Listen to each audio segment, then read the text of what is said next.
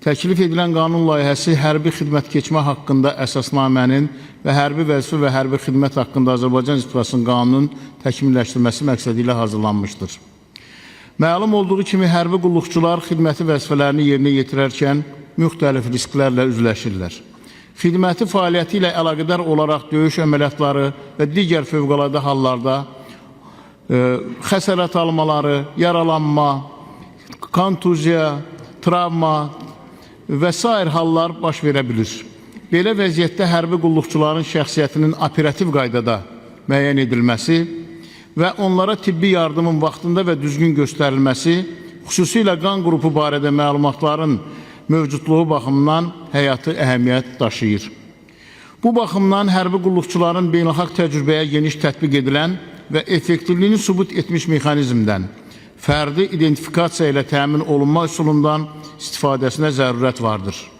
Bu məsələnin həlli üçün qanunvericiliyə şəxsi jeton anlayışı və istifadə qaydalarının əlavə edilməsi təklif edilir. Hörmətli həmkarlar, jeton şəxsiyyəti müəyyənləşdirmək üçün hərbi qulluqçular tərəfindən boyuna taxılan xüsusi metal lövhədir. Jeton qan qrupunu, pH qrupunu, bəzən vacib tibbi məlumatları, məsələn, allergiya kimi göstərilə bilər. Əgər əskər sənədlərini itiribsə, jeton onun adını, nömrəsini və digər məlumatlarını tapmaqda imkan verir. Jetonun görüntüləri tipik olaraq bu boyun ətrafında bir zəncirlə geyilən və şəxsi məlumatlarla həkk olunmuş bir metal lövhədir. Bəzən bu iki metal lövhə olur. Bəzi ordularda çox vaxt bir əskər iki jeton taxır, biri bədəndə qalır, digər isə hesabat üçün götürülür. Bir neçə faktı qeyd etmək istərdim. Məzmunlar ölkəyə görə dəyişilir, lakin adətən bunlara daxildir. Soyadı və adı, şəxsi identifikasiya nömrəsi, əskərin şəxsiyyəti, doğum tarixi, tibbi məlumatlar. Yuxarıda da qeyd etdiyim kimi qan növü, rezis faktoru, bəzən dina mənsubiyyəti və suya davamlı və yanılmazlıq nəzərə alınır. Bəzi ölkələrdə çox vaxt içərisində bir kağız parçası olan kapsul şəklində də ola bilər. İstər döyüş şəraitində, istər dinç vaxtı layihə çox mühüm əhəmiyyət kəsb edir və düşünürəm ki, həmkarlarım buna müsbət səs verəcəklər. Hörmətli həmkarlar, digər məsələmiz hərbi vəzifə və hərbi xidmət haqqında Azərbaycan Respublikasının qanununa çağırışa qədərki hazırlıq sahəsində hüquqi tənzimləmənin təkmilləşdirilməsi məqsədi ilə 9.4-cü maddənin əlavə edilməsidir.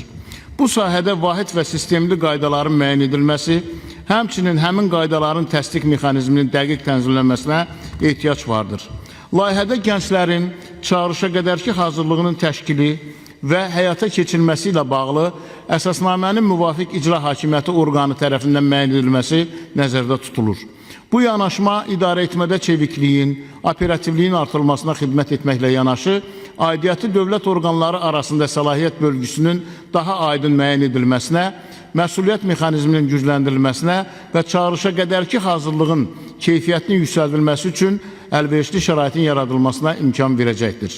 Hörmətli həmkarlar, Azərbaycan Respublikasında gənclər hərbi xidmətə əvvəlcədən hazırlanırlar, bu hazırlıq dövlət tərəfindən təşkil olunur və ümumi təhsil məktəblərində, orta ixtisas və digər təhsil müəssisələrində belə tədbirlər keçirilir. Burada hərbi biliklər, fiziki hazırlıq, vətənpərvərlik tərbiyəsi və ilkin tibbi biliklər öyrədilir. Çağırışa qədərki hazırlıq gənclərin hərbi xidmətə getməzdən əvvəl aldıqları ilkin hərbi və vətənpərvərlik hazırlığıdır. Bu hazırlıq onların fiziki, mənəvi və nəzəri cəhətdən orduya hazır olmasına kömək edir. Bu məsələlər əsasən məktəblərdə 10-11-ci sinifdə oxuyan oğlanlar, bəzi hallarda kollec və digər təhsil müəssisələrində də keçilir. Fiziki hazırlıq deyəndə əsasən qaçış, turnik, güc hərəkətləri, dözümlülüyün artırılması kimi məsələlər onlardan söhbət gedir. Tibbi və ilkin yardım, yaralıya ilk yardım, fövqəladə hallarda davranış vətənpərvərlik tərbiyəsi, dövlətə bağlılıq, tarix və milli dəyərlər də aşılanır. Nizam, intizam və davranış qaydalarına komandaya tabi olmaq məsələsi kollektivdə davranışı öyrədir. Burada əsas məqsəd gəncləri hərbi xidmətə psixoloji və fiziki hazırlamaq, onlara əsas hərbi bilikləri vermək, vətənpərvərlik ruhunu gücləndirmək, gənc orduya gedəndə tam sıfırdan başlamasın, artıq ilkin anlayışı və hazırlığa sahib olsun.